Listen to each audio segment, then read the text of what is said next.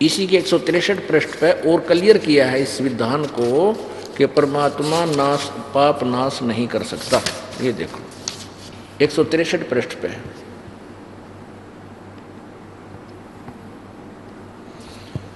सप्तम समोल्लास में, प्रसन्न अपने भक्तों के पाप अक्षमा करता है वा नहीं, यानी पाप नाश करता है वा नहीं।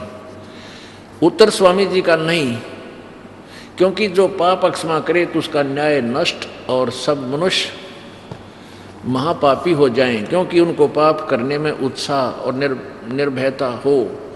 जैसे कोई राजा अपराधियों के पाप की अक्षमा करे तो वे अधिक अधिक अपराध करने लगें, और जो अपराध नहीं करता वह भी अपराध करने से न डरेगा। इसलिए सब कर्मों का यथावत फल देना ईश्वर का काम है, अक्षमा करना नहीं। ठीक। अपुण्यात्माओं,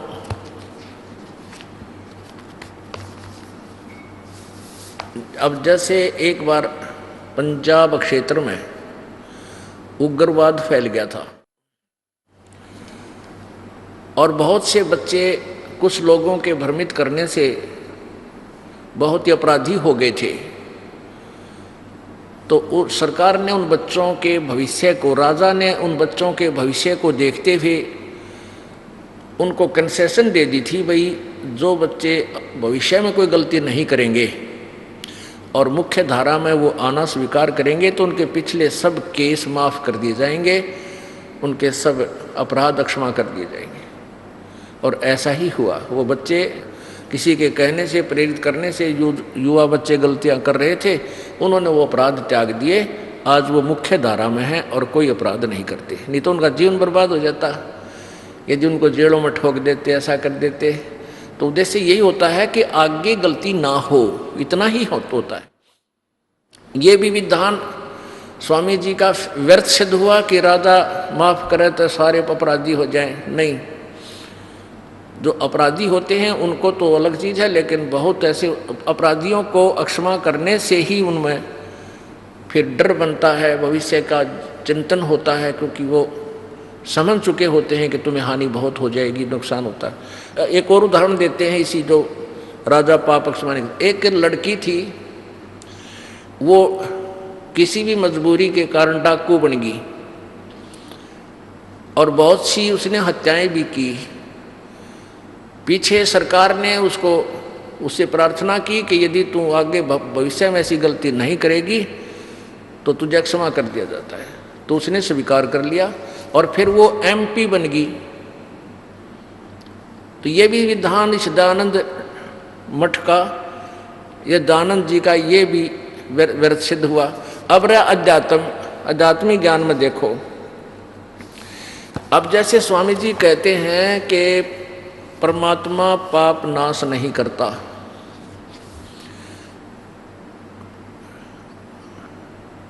उससे क्या करता है, उससे क्या लाभ है उपासना से। अपुण्यात्माओं, कोई वैद्य है और बहुत सुप्रसिद्ध वैद्य का बोर्ड लगा रखा है, और वहाँ जाता है कोई सुप्रसिद्ध वैद्य से प्रश्न करता है कि क्या औषधि खाने से रोग नाश हो जाएगा, और वो वैद्य उत्तर देता है कि औषधि खाने से रोग नाश नहीं होगा। तो ये स्वाभाविक है कि वो कहेगा फिर औषधि किस लिए खावें, और वो उत्तर देता है कि औषधि खाने से तो पहलवान बन जाएगा।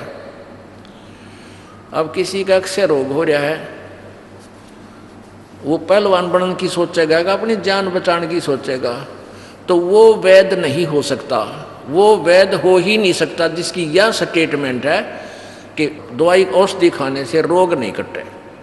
यहीं खत्म हो जाता है वो व्यक्ति। वो तो कति डफर इंसान है, वो नकली आदमी है। और जैसे साबुन के गुणों में लिखा है कि ये कपड़े के मैल नाश कर देता है, और किसी ने साबुन विक्रेता का बहुत बड़ा थोक विक्रेता लिख रखा बोर्ड पे और गेट पे बैठा है, उससे कोई पूछा भी साबुन मैल नाश कर देगा, और वो उत्तर दे कि नहीं, साबुन से मैल नाश नहीं होता।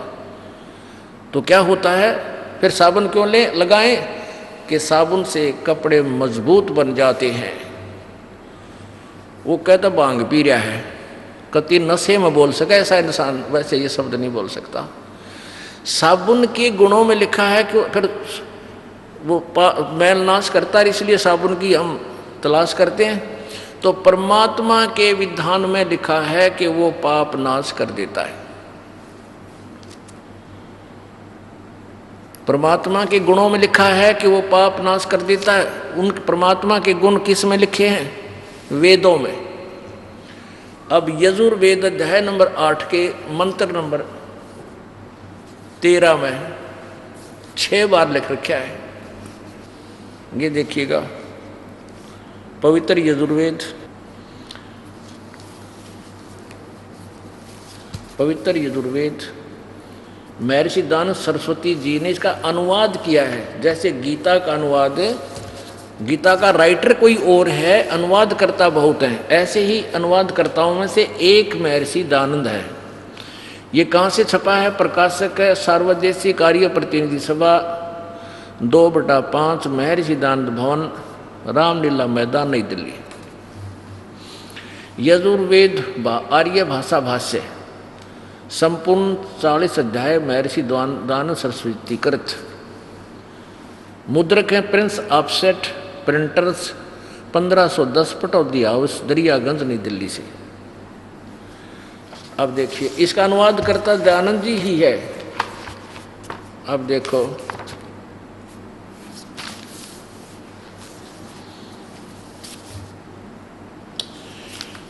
अष्टमोध्याय 8वां अध्याय और ये देखो 13वां मंत्र, ये 13वां मंत्र है। देव कर्तस्य एनस्य अवजनम असि, मनुष्य कर्तस्य एनस्य अवजनम असि, पितर कर्तस्य एनस्य अवजनम असि।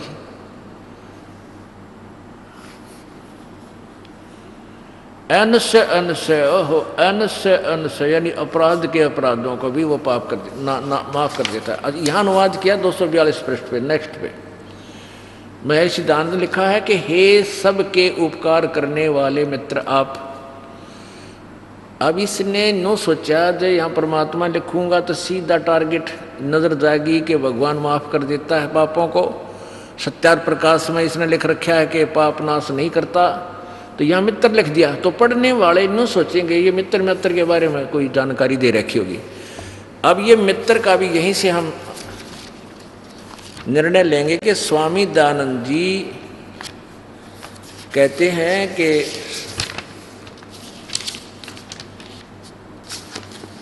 ये सत्यार्थ प्रकाश, वही सत्यार्थ प्रकाश समोल्लास नंबर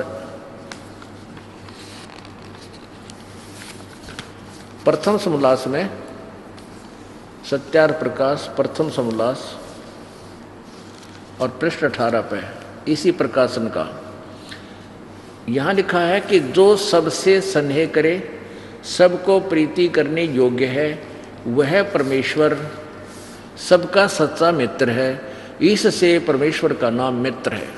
तो यहाँ परमेश्वर लिख दें इन्हीं के शब्दों में, हे सबके उपकार करने वाले मित्र यानी परमेश्वर आप, दान देने वाले के, एनस्य माने अपराध कहो चाहे पाप कहो। देखो इन खुद एनस्य का अर्थ पाप भी किया है, क्योंकि हम इतने अनजान हैं कि इस यहाँ तक हम सोच भी नहीं सकते।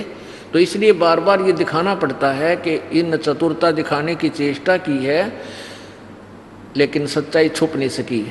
इस महापुरुष ने बहुत से स्थानों पर वेद के अन्य अनुवादों में जहाँ पर परमात्मा को साकार सिद्ध किया है, लिखा है मनुष्य परमात्मा सह शरीर है, तो इसने वहाँ उलट पुलट कर दिया उसका, कि कोई ये ना समझ ले कि भगवान साकार लिखा वेदों में। क्योंकि हम तो हिंदी पढ़ सकते थे, अनुवादित इन महापुरुषों के द्वारा किए गए अनुवाद को ही पढ़ सकते थे, इसलिए इसने वहाँ अड़ंगा अड़ा दिया। जैसे 5वें यजुर्वेद के 5वें अध्याय के प्रथम मंत्र में 2 बार लिखा परमात्मा सह शरीर है, साकार है। अग्ने तनुरसी विष्णुवे तवा सोमस्य तनुरसी, तो इसने वहाँ बिरना के का के लिख दिया, हे मनुष्यो, हे जैसे हम लोग हवी फलान धकड़ प्रण क्यों अड़ंगा डाकर किट का के बना दिया उसका, यानी वो उलझा दिया। तो यहाँ 6 बार लिख रखा परमात्मा नाश पाप नाश कर देता है, तो यहाँ इसका दाव लगा नहीं कि न्यू इसको अनुवाद ना गलत कर दे। कहाँ तक करता, एक जगह लिखा होता तो ईसा भट्ठा बैठा देता, हमारा 7 जन्म समझ में नहीं आती, ईसा डंगा कर जाता है। तो यहाँ परमात्मा ने कृपा कर दी, क्योंकि चोर चुरावे तुम बड़ी रो गाड्डे पानी में, वह गाड्डे वह ऊपर आवे, इन सच्चाई छनी ना। चोर ने कोई तुम्बा चुरा लिया और उसने पानी में दाबिका हुआ नीचे गारा में लाता गेल छिड़कर फिर ऊपर आवे, इतना वो साथ वापस आ ले।